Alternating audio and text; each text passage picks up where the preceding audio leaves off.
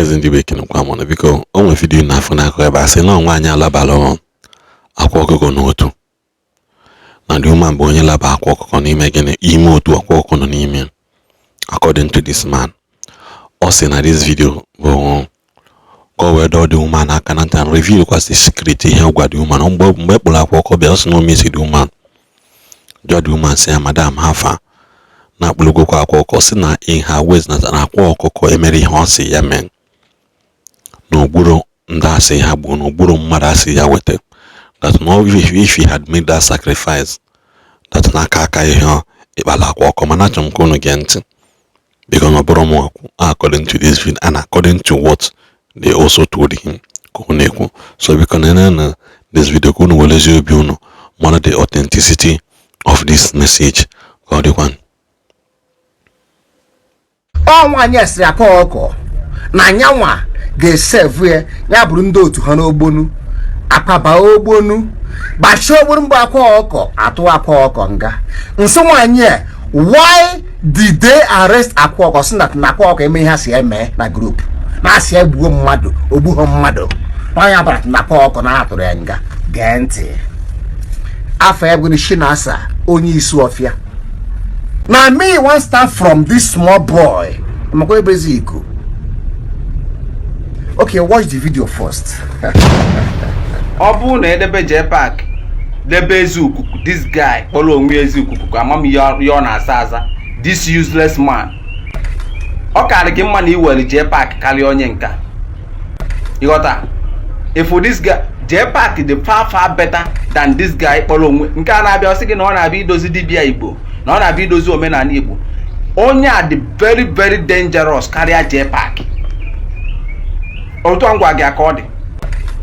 Onye na anya bụ mgbe ọbụla okpuru dibia nke anọ dibia ọbụla onye a na-akpụ n'ọnụ ekwu okwu against ihe ọ na-eme na ọ na-arụ ọjọọ and all those things bụ dibia ọ na-agolo ego a na-enyere ego. All right, I greet you all my lovely fans and friends. All crazy people again on tea.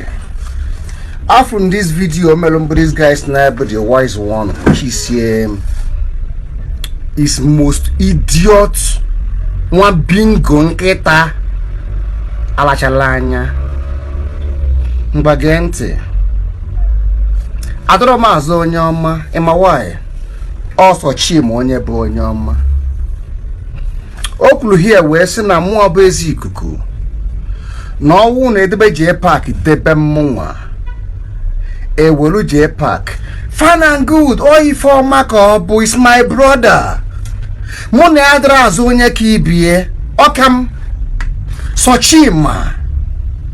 J-Pack is my junior brother, but in this movement was on Facebook. Okam, no more with the idea that told you below dogun on Facebook.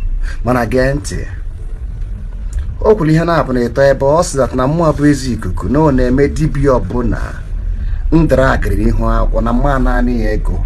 Fun and good. Let me start from before I'll play the video. 1. Mmiri enwe legend number gị mụ na gị okwuena anana gị ego go and verify mara madra gị Akwa Okuko promise them 1 million plus because no awfully ife na-eme mgbe Akwa Okuko love my movement nya ji ake chat ya mụ abụ ezi ikuku. From now on Akwa Okuko, I will expose more about it because again, J-Pack I go na collide with somebody to tarnish my image. Name a build, but from now on, may see how we met. Maha Akwa Okuko for one day. Now chat them, say please stop to open what I'm doing. I will start to settle people. Ndigbo ndị nnapụla ego ngwesi oke ọ bụ na ime nya ị ga-abụ oyim. Akwa Okuko wee bido one boy na Senegal Akwa Okuko wee sị ya akwụ ya ụgwọ ya o mesi Akwa Okuko ndo nwere birthday Akwa Okuko mee birthday gedo ntị ọfụma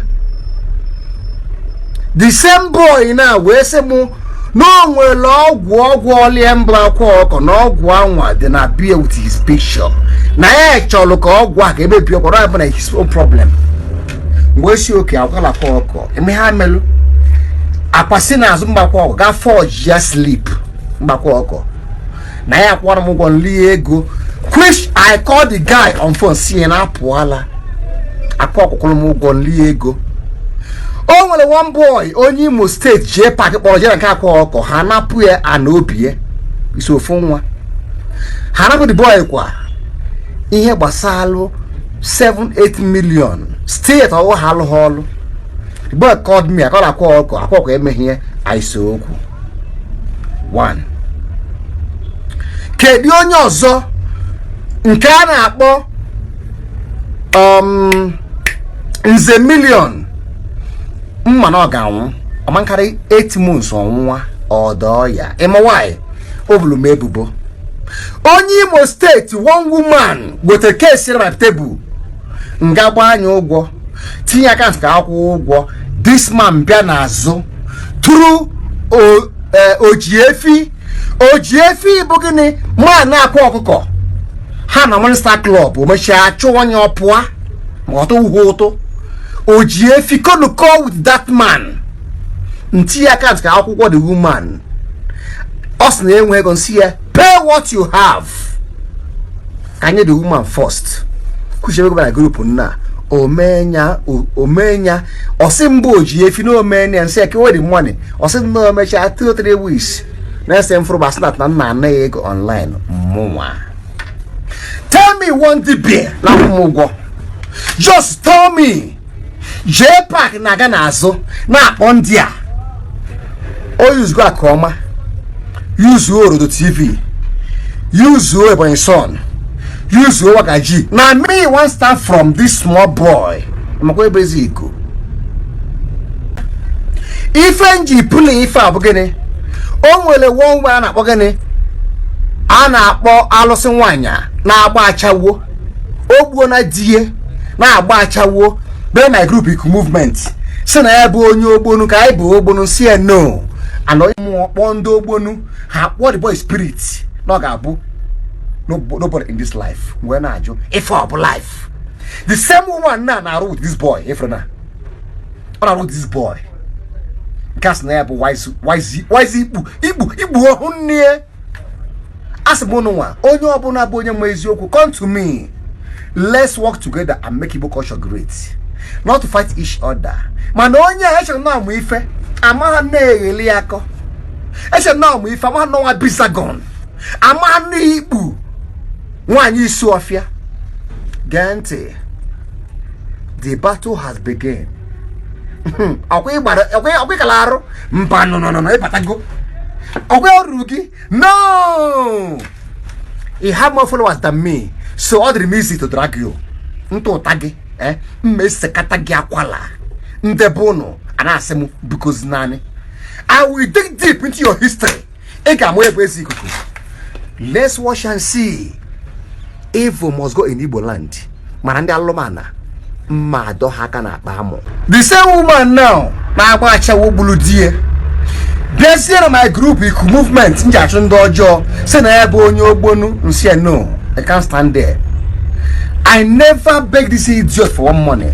Ọ nwaanyị esiri akwa ọkọ na nyanwa ga-eseve ya bụrụ ndị otu ha n'ogbonu akpaba ogbonu gbachi ogbonu mgbe akwa ọkọ atụ akwa ọkọ nga nso nwaanyị why did they arrest akwa ọkọ si na akwa ọkọ eme ihe ha si eme na group na asị egbuo mmadụ ogbuho mmadụ nwaanyị abara na akwa ọkọ na atụrụ ya nga gee ntị afọ ya bụ ni Shinasa onye isi ọfịa na-episha ebe a onye ha bụ staunch member of this small boy ma this boy na anyị ga-agba mgba ịma why mbara ịba ego na ana m efolo ngụnwa ịma why you need the ngụnwa you have followers more than me mana time shall tell I will rule you ịma why akwụ n'eziokwu onwe di person na li ego napụ ego ya wute evidence